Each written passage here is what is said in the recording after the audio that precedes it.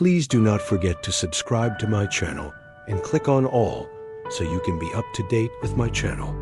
The first book of Samuel, chapter 20, verses 1 to 42. 1 David fled from Naioth in Ramah and came and said to Jonathan, "What have I done? What is my iniquity? What is my sin before your father, that he seeks my life?" 2 He said to him, "Far from it, you will not die.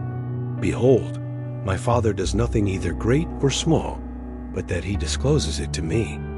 Why would my father hide this thing from me? It is not so." 3 David swore moreover and said, "Your father knows well that I have found favor in your eyes." And he says, "Don't let Jonathan know this, lest he be grieved. But truly as the Lord lives, and as your soul lives, there is but a step between me and death." 4 Then Jonathan said to David, "Whatever your soul desires, I will even do it for you." 5 David said to Jonathan, "Behold, tomorrow is the new moon, and I should not fail to dine with the king. But let me go, that I may hide myself in the field to the 3rd day at evening. 6 If your father misses me at all, then say, 'David earnestly asked leave of me, that he might run to Bethlehem, his city, for it is the yearly sacrifice there for all the family.' 7 If he says, 'It is well, your servant shall have peace.' But if he is angry, then know that evil is determined by him. 8 Therefore deal kindly with your servant, for you have brought your servant into a covenant of the Lord with you. But if there is iniquity in me, kill me yourself, for why should you bring me to your father?"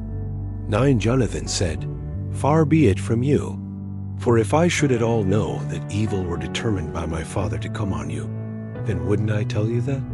10 Then David said to Jonathan, "Who will tell me if your father answers you roughly?"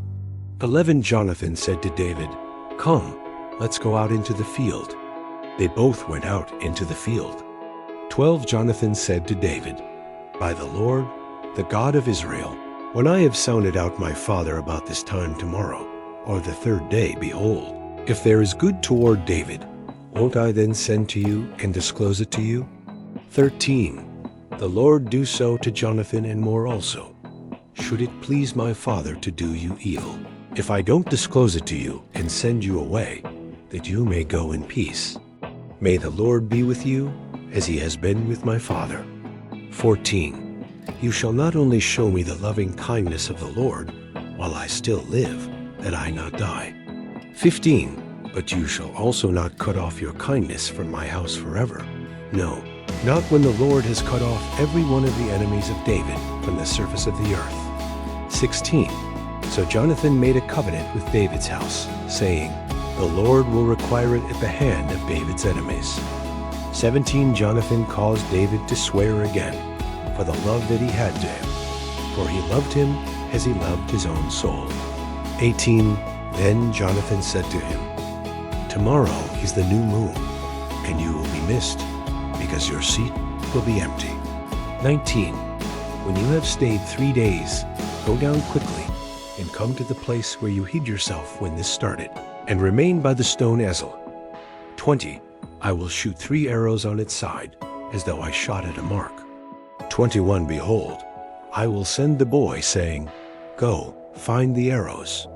If I tell the boy, 'Behold, the arrows are on this side of you. Take them, then come, for there is peace to you and no danger, as the Lord lives.' 22 But if I say this to the boy, 'Behold, the arrows are beyond you,' then go your way, for the Lord has sent you away." 23 Concerning the matter which you and I have spoken of, behold, the Lord is between you and me forever. 24 So David hid himself in the field. When the new moon had come, the king sat himself down to eat food. 25 The king sat on his seat, as at other times, even on the seat by the wall. And Jonathan stood up, and Abner sat by Saul's side, but David's place was empty. 26 Nevertheless Saul didn't say anything that day, for he thought, "Something has happened to him. He is not clean. Surely he is not clean." 27 On the next day after the new moon, The second day, David's place was empty. Saul said to Jonathan his son, "Why didn't the son of Jesse come to eat, either yesterday or today?" 28. Jonathan answered Saul, "David earnestly asked permission of me to go to Bethlehem." 29. He said, "Please let me go, for our family has a sacrifice in the city.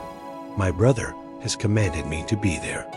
Now, if I have found favor in your eyes, please let me go away and see my brothers." Therefore he has not come to the king's table. 30. Then Saul's anger burned against Jonathan, and he said to him, "You son of a perverse, rebellious woman, don't I know that you have chosen the son of Jesse to your own shame, and to the shame of your mother's nakedness?" 31. For as long as the son of Jesse lives on the earth, you will not be established, nor will your kingdom. Therefore now send and bring him to me, for he shall surely die. 32. Jonathan answered Saul his father, and said to him, "Why should he be put to death? What has he done?" 33. Saul cast his spear at him to strike him. By this Jonathan knew that his father was determined to put David to death. 34. So Jonathan arose from the table in fierce anger, and ate no food the second day of the month, for he was grieved for David, because his father had treated him shamefully. 35. In the morning, Jonathan went out into the field at the time appointed with David, and a little boy with him. 36. He said to his boy, "Run, find now the arrows which I shoot." As the boy ran, he shot an arrow beyond him. 37.